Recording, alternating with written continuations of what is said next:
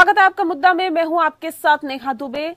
और अब बात दरअसल कोरोना की होगी। दुनिया भर में फिलहाल कोरोना संक्रमण के मामलों में कमी देखी जा रही है। कोरोना के खिलाफ अपनी लड़ाई को तेज करते हुए भारत ने 100 करोड़ से अधिक लोगों को टीकाकरण कर दिया है। दरअसल इतने लोगों को वैक्सीन की कम से कम एक खुराक मिल चुकी है। हालांकि अब भी 30 करोड़ से अधिक लोगों का टीकाकरण होना शेष है। और इस बीच रिपोर्ट्स में दावा किया जा रहा है कि कुछ देशों में कोरोना वायरस के नए और अधिक संक्रामक वेरिएंट की पहचान हुई है, जिसने चिंता को और ज्यादा बढ़ा दिया है। AY 4.2 नामक कोरोना के इस नए वेरिएंट के सबसे पहले ब्रिटेन में पहचान की गई थी। अब भारत में भी इसके संक्रमण की रिपोर्ट सामने आ रही है। हालांकि अभी इससे संक्रमितों की संख्या काफी कम बताई जा रही है। कई रिपोर्ट्स में दावा किया जा रहा है कि कोरोना का ये नया वेरिएंट AY.4.2 काफी संक्रामक और घातक हो सकता है। बताया भी जाता है कि भारत सहित यूके, यूएस, रूस और इजराइल सहित 33 देशों में इस वेरिएंट का पता चला है। अंतर्राष्ट्रीय मीडिया रिपोर्ट्स के अनुसार वैज्ञानिक कोरोना के इस नए रूप को बेहद खतरनाक मान रहे हैं। वैज्ञानिकों का कहना है कि ये नया स्ट्रेन मूल डेल्टा वेरिएंट की तुलना में लगभग 10% अधिक संक्रामक हो सकता है। आज इस विषय पे हम तफसील से चर्चा करेंगे। हमारे साथ खास मेहमान का पैनल मौजूद है, उनसे आपका परिचय करा देते हैं। इस वक्त हमारे साथ मौजूद है डॉक्टर एम वली, जो कि सीनियर डॉक्टर है गंगाराम हॉस्पिटल के। डॉक्टर वली, बहुत स्वागत है आपका। साथ ही हमारे साथ जुड़ गए हैं इस वक्त डॉक्टर अंशुमान कुमार जी, जो कि सीनियर डॉक्टर है धर्मशिला हॉस्पिटल के। बहुत स्वागत है सर आपका भी। सबसे पहला सवाल मेरा डॉक्टर वली आपसे है, सर कोरोना क्या खत्म हो गया है? क्योंकि लोगों के हालात देखकर तो सही ये लगता है कि कोरोना खत्म हो गया है। बेधड़क बाजारों में बेधड़क एक दूसरे से मिल रहे हैं, बिना मास्क, बिना कोरोना प्रोटोकॉल का पालन किए हुए। तो क्या सबसे पहले हमारे दर्शकों को बताइए कि क्या कोरोना खत्म हो गया है? अगर हाँ, तो ये आंकड़े क्या बताते हैं सर? डॉक्टर वली। नेहा जी, बहुत अच्छी खबर नहीं है। कोरोना तो हम कह रहे हैं शुरू से खत्म होने वाला है ही नहीं, तो खत्म कैसे हो जाएगा? नंबर 1। नंबर 2, आपने बिल्कुल ठीक बताया। अभी जब हम बाहर गए एक आध बार, तो हमने देखा ज्यादातर लोग मास्क नहीं लगा रहे हैं और कम लोग मास्क लगा रहे हैं। ये विरोधाभास हो गया। ज्यादातर लोग जो है अपने को एक्सपोज कर रहे हैं। तीसरी बात, मैं अभी से वार्निंग दे रहा हूँ कि अभी जो वाली इम्यूनिटी है वो दिन ब दिन कमजोर होती जाएगी। इसलिए मास्क का इस्तेमाल बहुत जरूरी है, क्योंकि मास्क ही इसका सर्वोपरि रोकने का उपाय है। ये गेट है, दरवाजा है, ये हमारी नाक और मुंह का जो एंट्री है वायरस की तरफ है। अब जो आप ये नए वायरस की बात कर रही हैं, ये अभी थोड़े दिन पुराना हो चुका है। ये जुलाई में पकड़ा गया था पहली बार, और यूके में मंडे को इसके एकदम से जो मामले बढ़े हैं, 50,000 मामले हुए हैं, वो सब इसके नहीं है, कोरोना के टेस्ट आए हैं। तो एकदम से वहां यूके में बहुत ज्यादा अफरा तफरी सी मच गई है।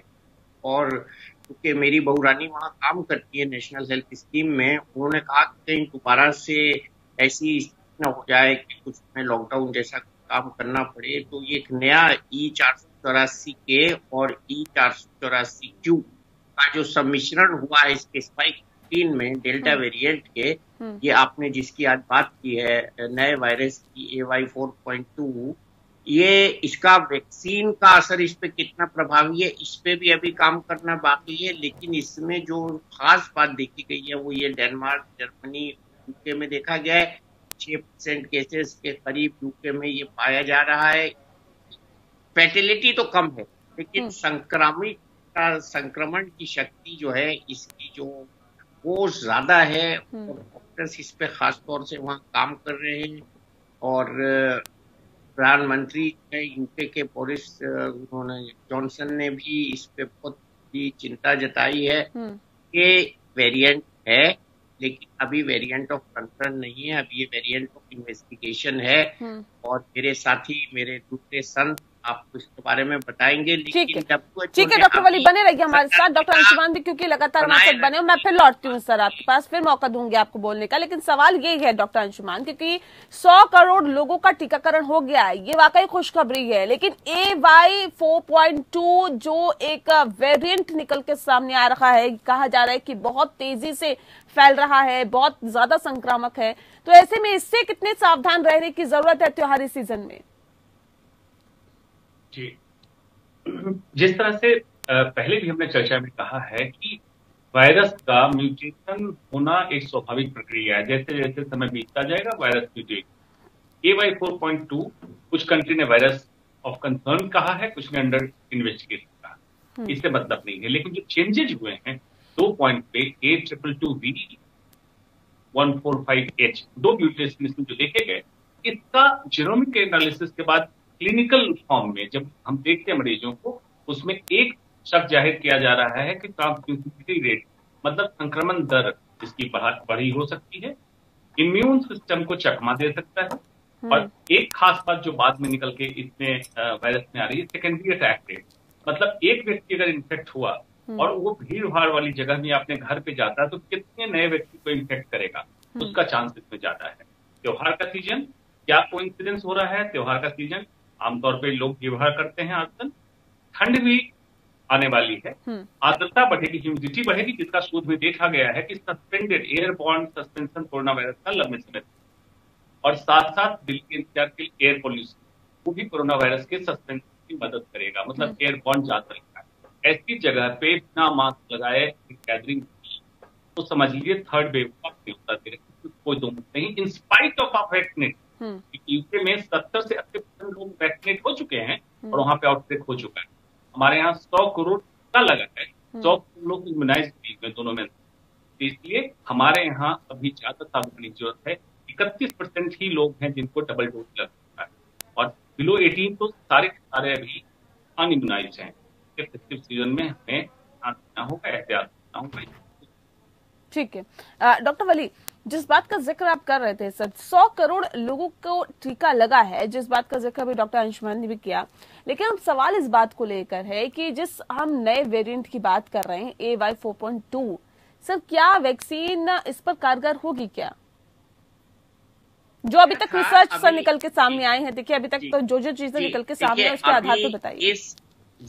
अभी इस बात पे ये अंडर इन्वेस्टिगेशन है कि टीके जो अवेलेबल हैं, कौन सा टीका इस पे काम नहीं करेगा वो पता लगाया जा रहा है, लेकिन अभी हम ये नहीं कह सकते।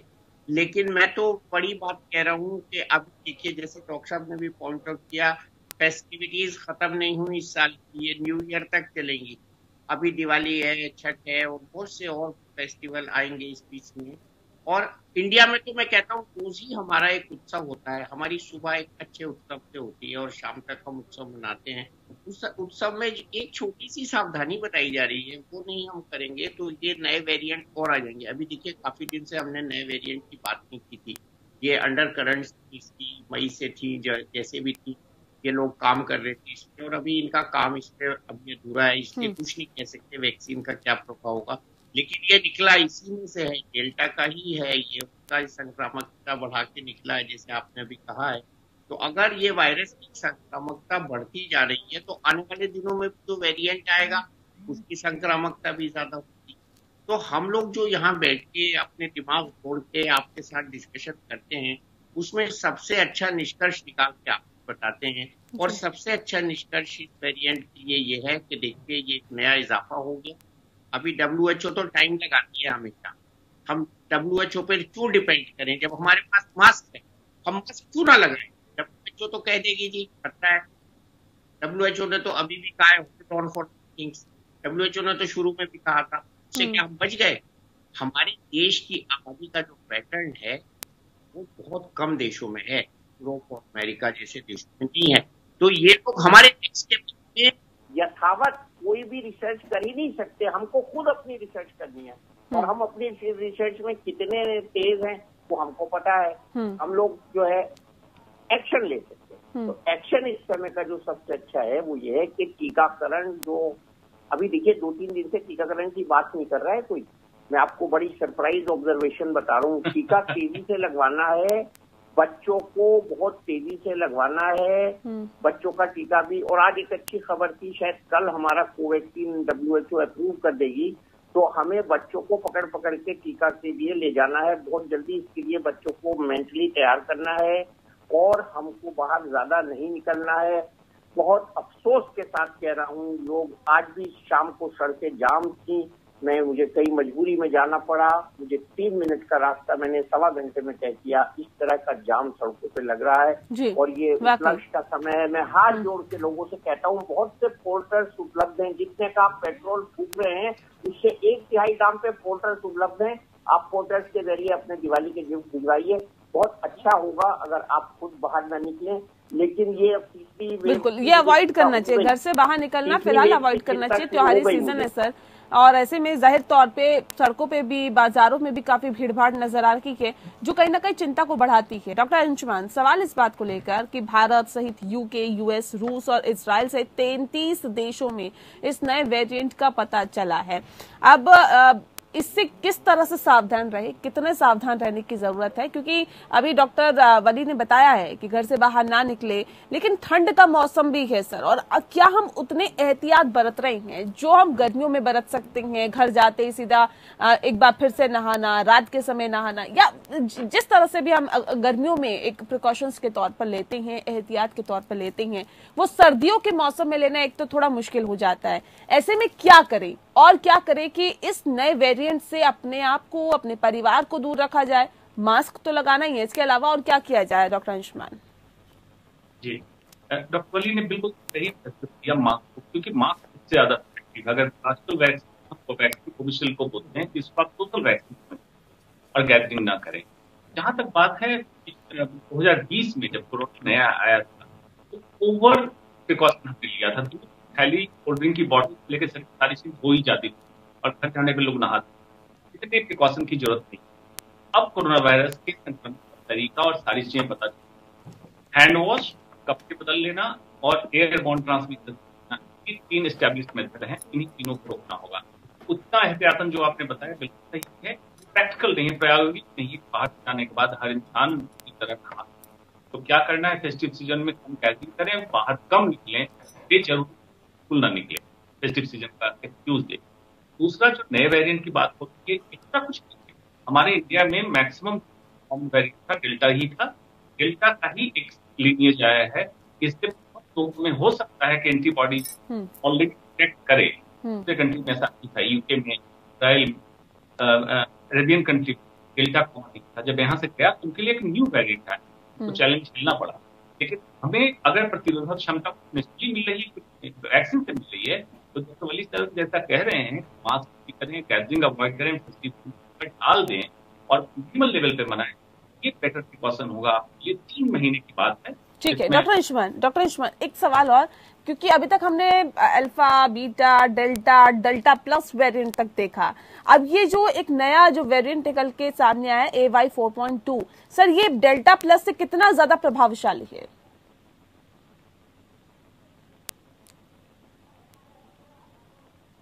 डॉक्टर अंशुमान, आवाज मिल पा रही है आपको? बिल्कुल आवाज मिल रही है जी। एक बार फिर से मैं अपना सवाल दोहरा देती हूँ सर। सवाल यही है कि ये जो हमने अभी तक तो डेल्टा प्लस वेरिएंट तक सुना था कि डेल्टा प्लस वेरिएंट भारत में है और उससे भी बचने की जरूरत है, बेहद खतरनाक है, लेकिन जो ये AY 4.2 वेरिएंट की हम बात कर रहे हैं, ये डेल्टा प्लस से कितना ज्यादा शक्तिशाली है? जी, डेल्टा का ही एक सब लिनिएज है जिससे 2 पॉइंट पे म्यूटेशन देखा गया। पहला पॉइंट म्यूटेशन का था A222V, मतलब ये साइट होती है जहां पे म्यूटेशन होता है वायरस में, और दूसरा एक और म्यूटेशन इसमें आ गया Y145H, 145H। ये 2 म्यूटेशन के कारण इसमें कहा गया कि डेल्टा प्लस का सब लिनिएज भी है AY 4.2, एक्स्ट्रा नया नहीं है। इसीलिए इंडिया में आप कह सकते हैं कि इसके लिए हम लोग ऑलरेडी एक्सपोज हैं इस स्ट्रेन से, उसमें स्लाइट चेंजेस हैं ग्रोथ रेट में, सेकेंडरी अटैक रेट। जी ठीक है। अब क्योंकि इससे सावधान रहने की जरूरत है, सर बच्चों का वैक्सीनेशन कितना जरूरी है डॉक्टर वली? क्योंकि आपने कहा कि हाल ही में अभी मंजूरी भी मिल गई कि और बहुत जल्द बच्चों को भी वैक्सीन लगनी शुरू हो जाएगी। सर स्कूली की अगर हम बात करें स्कूलिंग की, तो स्कूल भी अब शुरू हो चुके हैं, बच्चे स्कूल जा रहे हैं। हालांकि कुछ जगह ऑनलाइन क्लासेस भी हो रही है, लेकिन कई जगह फिजिकली भी बच्चे अटेंड कर रहे हैं क्लासेस को। अब सवाल इस बात को लेकर है, इस वक्त जब पेपर भी नजदीक है, एग्जाम्स नजदीक है, कितना जरूरी है बच्चों का इस वक्त वैक्सीनेशन होना? एक नए नए वेरिएंट की शुरुआत हो रही है, नए नए वेरिएंट आ रहे हैं, इस वक्त बच्चों को वैक्सीनेट करना कितना जरूरी है डॉक्टर वली? जी, जी पता नहीं मेरा वीडियो डिस्कनेक्ट हो गया, अगर ऑडियो आ रहा है बिल्कुल तो आपका ऑडियो मिल पा रहा है सर। जी, तो हम यही कहेंगे, बच्चों की वैक्सीनेशन का बहुत तीव्रता से इंतजार है और जल्दी लगवाना है, जल्दी से जल्दी लगवाना है। मैंने कहा था कि जो हमने कोवैक्सीन की बात करी थी उसकी डोजेस का अंतराल कम है और 21 दिन में दूसरी डोज लगेगी। बच्चों को 2 से 18 साल की उम्र को उसको हमें 2 भागों में डिवाइड करना है, 6 से 18 साल तक और 6 साल के नीचे, या 8 से 18 साल तक और 8 साल के नीचे, जो भी गवर्नमेंट डिसाइड करती है।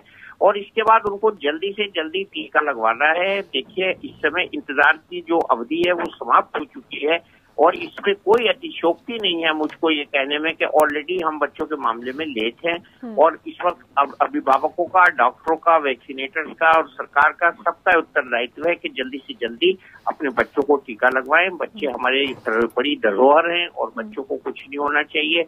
नए वेरिएंट्स का बच्चों पे क्या असर हो रहा है वो भी नहीं पता है, तो अभी बच्चों के लिए सबसे पहला स्टेप है कि जैसे ही टीका आए उनको टीके के लिए प्रेरित करें और लगवाएं और जल्दी से उनको टीका लगवा के 40 करोड़ आबादी को हम इम्यून बनाएं। उसमें से हम आधी को तुरंत इम्यून बना सकते हैं और हम मास्क का इस्तेमाल करें। और अभी जो उत्सव का समय आ रहा है उसमें अति सावधान रहें। इस समय मुझे ये यूके की खबर सुनकर और इंडिया में और भी कुछ हुआ है, जीका वायरस टाइप की कोई चीज, एक आध केस, तो ये सुनकर, और डेंगू वैसे ही फैल रहा है, हमारे जो आबादी है वो बहुत बड़े रिस्क पे है, खतरे पे है। जाड़े का मौसम है, ओल्ड एज के लोगों को, ब्रोंकाइटिस के लोगों को, ब्लड प्रेशर के, हार्ट के लोगों को बहुत खतरा है। तो मैं यही कहूंगा ओवरऑल कि सावधानी के अगले 3 महीनों में बहुत सावधान रहिए, कहीं ऐसा ना हो इसी बहाने से थर्ड वेव प्रवेश कर जाए। बिल्कुल, क्योंकि बहुत धन्यवाद। बिल्कुल बिल्कुल सही बात आपने कही है डॉक्टर अंशुमान। जिस बात का जिक्र अभी डॉक्टर वली कर रहे थे, ब्रिटेन के डॉक्टर ने भी कहा है कि तीसरी लहर की जो आशंका है वो बनी हुई है। तो ऐसे में अब सवाल इस बात को लेकर है, क्या ये नया वेरिएंट एक नई लहर को बुला सकता है? हालांकि 100 करोड़ लोग वैक्सीनेट हो चुके हैं, लेकिन बावजूद इसके देखिए हर देश में ही लोग वैक्सीनेट हो रहे हैं, न सिर्फ भारत में। लेकिन क्या एक नई लहर की वजह ये वेरिएंट बन सकता है? जिस तरह से ये बढ़ रहा है, अपने पांव पसार रहा है, या फिर जितना प्रभावशाली ये है, ऐसे में किस तरह के तैयारियां करने की जरूरत है सरकार की तरफ से, डॉक्टर्स की तरफ से, अस्पतालों में किस तरह की तैयारियां होनी चाहिए? क्योंकि फर्स्ट वेव में हमने देखा कि इतना ज्यादा डैमेज नहीं हुआ, सेकंड वेव में बहुत ज्यादा डैमेज हुआ, थर्ड वेव ना आए, इसके लिए तैयारियां किस तरह से होनी चाहिए डॉक्टर अंशुमान? जी, इसको बिल्कुल इतिहास को भी दोहराते हुए मैं बता देता हूँ। जो 1908 में स्पेनिश फ्लू आया था उसमें भी 5 वेव्स आई थी, 5 लहरें आई थी और हर लहर के बाद लोग यही सोचते थे कि बस ये लास्ट है। अल्टीमेटली मिलियंस एंड मिलियंस लोगों की मौत हुई थी। सेम हम देख रहे हैं, फर्स्ट वेव में लोगों ने सोचा खत्म, सेकेंड वेव में सोच लिया खत्म, थर्ड वेव जिसकी चर्चा हो रही है, इसके पीछे की 3 वजह हो सकती है। एक, आपका व्यक्तिगत क्या बर्ताव, बिहेवियर रहा, किस तरह से आपने फेस्टिव सीजन को या गैदरिंग को अवॉइड किया, ये। दूसरी वजह हो सकती है थर्ड वेव के लिए वैक्सीन वेलोसिटी। 100 करोड़ पहुंचने के बाद हमने उत्सव मना लिया, लेकिन अगर इसकी वैक्सीन की रफ्तार कम हो गई, जैसा डॉक्टर वली साहब कह रहे थे कि बच्चों को आपने इग्नोर कर दिया, ये वैक्सीन वेलोसिटी में डिले होना या रफ्तार इसकी धीमी होना एक कारण बन सकता है। एंड थर्ड, वेरिएंट, वायरस का वेरिएंट, नया अगर वेरिएंट निकलने का मौका आपने दे दिया, कैसे मौका देंगे? अभी हमारे पास 3 ग्रुप ऑफ पॉपुलेशन है हिंदुस्तान में, एक फुल्ली इम्यूनाइज, एक पार्शियली इम्यूनाइज मतलब 1 डोज लगी हुई, एक नॉन इम्यूनाइज। तो 3 तरह के लोगों से जब वायरस क्रॉस करेगा तो अपने आप को म्यूटेट करता है और इम्यून सिस्टम को चकमा देना सीख लेता है। ये तीसरी वजह हो सकती है थर्ड वेव की। इन तीनों पे अगर हम काम करें तो व्यक्तिगत स्तर पे क्या करना है, आपको अपने आप को, अपने परिवार को बचाना है। एस्टैब्लिश प्रिकॉशन, अब कोई नई बात नहीं है, मीडिया पिछले 1.5 साल से पब्लिक को समझा के थक गई है। दूसरा, कम्युनिटी स्तर पे जो भी पूजा का आयोजन कराते हैं, जो कराते हैं, उनको चाहिए इस बार आप इग्नोर कर दीजिए, नहीं कराइए। और सरकारी स्तर पे, डॉक्टरों के स्तर पे आप आशंका के तहत तैयारी रखिए कि थर्ड वेव आ सकती है, इसको इग्नोर मत कीजिए। अस्पतालों में या तो ऑक्सीजन की तैयारी हो, बिस्तर की तैयारी हो, प्लस लॉ स्ट्रिंजेंट तरीके से पालन कराइए, अन्यथा थर्ड वेव आ जाए फिर वही आपके पास होगा ऑक्सीजन की कमी और जाने जा रही है। ऐसा ना हो, आशंका के तहत तैयारी रखना। एक सवाल और, क्योंकि ये नए म्यूटेंट की हम बात करते हैं, नया म्यूटेंट आ गया, नया वेरिएंट आ गया, सर ये कैसे नया वेरिएंट हो जाता है? कैसे हमें भी पता चलता है कि इसमें ये पहले वाले वेरिएंट से अलग है, या ये कैसे इसकी उत्पत्ति होती है? दरअसल इस बारे में भी बताएं। देखिए, वायरस कोरोना वायरस खास करके सिंगल स्टैंडर्ड आरएनए वायरस है, तो इसकी इंडिपेंडेंट कोई आइडेंटिटी नहीं होती है। अगर इसको वातावरण में छोड़ दें तो ये कुछ भी नहीं है। इसको ह्यूमन सेल चाहिए जहां इसको डीएनए मिलेगा और डीएनए में अटैच होकर नए नए वायरस बनाएगा, मतलब अपने संतान को पैदा करता है, मतलब ह्यूमन बॉडी चाहिए। उसके बदलने में इसको कहीं भी खतरा लगता है कि मेरे ट्रांसमिशन में दिक्कत हो रही है, तो एक समझ सकते हैं जैसे फोटोकॉपी हो रही है। फोटोकॉपी होते होते इस संरचना का ऐसा बदलाव करता है ताकि आपके इम्यून सिस्टम को चकमा दे, या सर्वाइवल ऑफ द फिटेस्ट एक थ्योरी होती है, उसमें फिटेस्ट ये जिंदा रहे, जीवित रहे और ट्रांसमिट होते रहे, ऐसा करे। कभी कभी इससे गलती हो जाती है वायरस से, और वही वायरस एटीन्यूएट हो जाता है, मतलब कभी इसके उल्टा भी पड़ता है, एटीन्यूएट हो जाता है और वायरस खत्म होने लगता है। लेकिन SARS-CoV-2 कोरोना वायरस में देखा गया है मैक्सिमम टाइम इसमें नए वेरिएंट्स आए हैं और खतरनाक भी आए हैं। ये संरचना में बदलाव उल्टा हो जा रहा है, मतलब घातक या ट्रांसमिशन संक्रमण क्षमता इसकी बढ़ जाती है। पता कैसे चलता है? जब भी हमें लगता है कि संक्रमण दर बढ़ा या मारक क्षमता बढ़ी, तो जीनोमिक सीक्वेंस, मतलब वायरस में कहाँ पे कौन सा न्यूक्लियोप्रोटीन जुड़ा हुआ है, इसकी जीनोमिक सीक्वेंस एनालिसिस होती है लेबोरेटरी में। उससे हम पता करते हैं ये वायरस पुराना ही है या स्ट्रेन बदल लिया। मोस्ट ऑफ द टाइम हमें मिल रहा है जब भी कोई नया रूप लेके आया तो स्ट्रेन बदला हुआ है, और ये स्वाभाविक प्रक्रिया है, ये करेगा। जब तक आप इसको मौका देंगे स्ट्रेन बदलता रहेगा। बिल्कुल, तो जाहिर तौर पर यहाँ पर समझने की जरूरत है, सोशल डिस्टेंसिंग का पालन करने की जरूरत है, और साथ ही साथ ये भी कहा जा सकता है कि मास्क आप जरूर लगाएं, क्योंकि ये मत सोचिए कि कोरोना चले गया है। कोरोना हम सबके बीच में ही है, अपने आप को डेवलप कर रहा है, अपने आप को प्रभावशाली कर रहा है, शक्तिशाली कर रहा है, लेकिन इस बीच आपको भी बेहद सतर्कता बरतने की जरूरत है ताकि आप कोरोना वायरस को अपने आप से दूर रख पाए, अपने परिवार से दूर रख पाए। बहरहाल बहुत शुक्रिया आप दोनों मेहमानों का हमारे साथ इस खास चर्चा में शामिल होने के लिए। इसी के साथ मुद्दा में इतना ही, मुझे दीजिए इजाजत, नमस्कार।